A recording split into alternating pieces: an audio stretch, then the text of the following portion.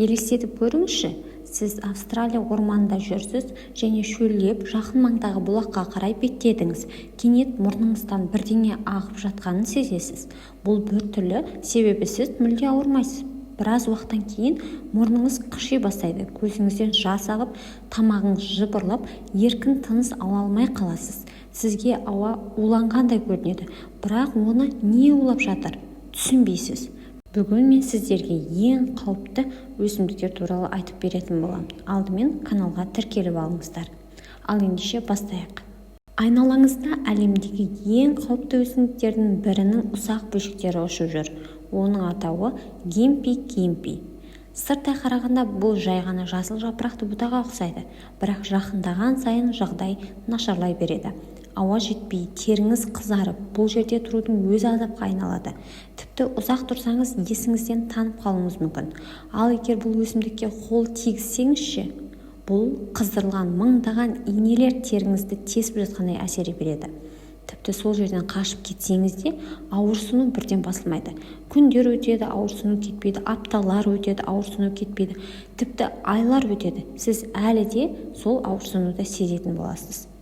Сумен, сабынмен жусаңыз да ол да көмектеспейді. Себебі өсімдіктің өте ұсақ түктері теріге еніп кетеді де жылдар бойы сол жерде қалуы мүмкін. Гимпидің уыттылығы соншалық, бір жапырағын жұлып алып, оған бір жылдан кейін қол тигізсеңіз де зиян келтіруі мүмкін.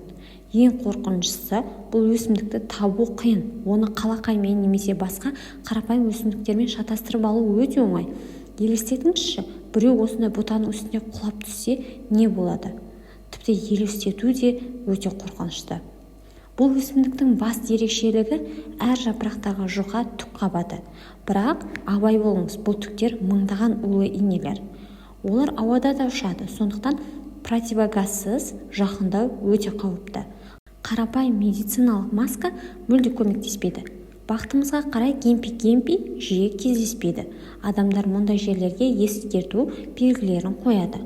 Бұл қауіпті бұта Австралияда өседі. Оны алғаш рет алтын іздеушілер 1860 жылы тауып алған. Және бұл олар үшін ең бақытты жаңалық болмаған шығар. Қазірдің өзінде бұл өсімдік орманшылар мен туристерге үлкен қауіп төндіреді. Бір рет жанасудың өзі бірнеше аптаға еңбекке жарамсыз етуі мүмкін. Кейбір адамдар ауырсынуды ондаған жыл бойы да сезінеді екен. Бір адам осы бұтаның үстіне құлап, ауырсынудан есінен адасқан. Адамдар бұл өсімдіктің күйігін бір уақытта 30 ара шақамен салыстырады. Егер оны зерттегіңіз келсе, қорғаныш костюмін қолғап және противогазды алдымен киіп алуыңыз керек. Денеңіздің ашық жері мүлде қалмауы керек. Гимпи Австралиядағы улы өсімдіктердің 6 түрінің бірі. Ол күн сәулесін жақсы көреді және көбіне өзен, көл маңында өседі. Бұл өсімдіктің уына қарсы арнайы дәрі жоқ. Ғалымдар оның нақты құрамын әлі толық анықтай алған жоқ. Тек удың әсері өте ұзаққа сақталатынын біледі. Бірақ бұл әлемдегі жалғыз қауіпті өсімдік емес. Келесі қауіпті өсімдік борщевик. Борщевик бұл экожүйені өзгерте алатын өсімдік. Ол ыстыққа да, суыққа да, құрғақшылыққа да төзімді. Бірнеше апта ішінде басқа өсімдіктерді ығыстырып шығара алады. Онымен күресу қиын, өте тез көбейеді. Терең тамыр жаяды және бір қабатты үйдің биіктігіндей өседі. Қол тигізсеңіз болды, теріңіз күйіп қызарып қалады.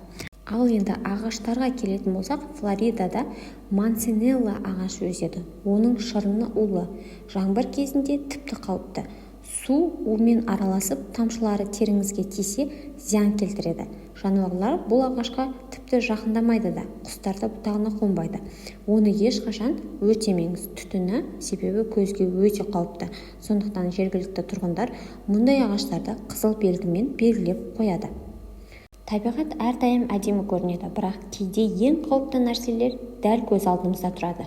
Бір қарағанда жай ғана жапырақ, қарапайым бұта немесе ағаш сияқты көрінетін өсімдіктер өміріңізді бір сәтте өзгертіп жіберуі әбден мүмкін. Сондықтан белгісіз өсімдіктерге ешқашан жақындамаңыз және табиғатты құрметтеңіз.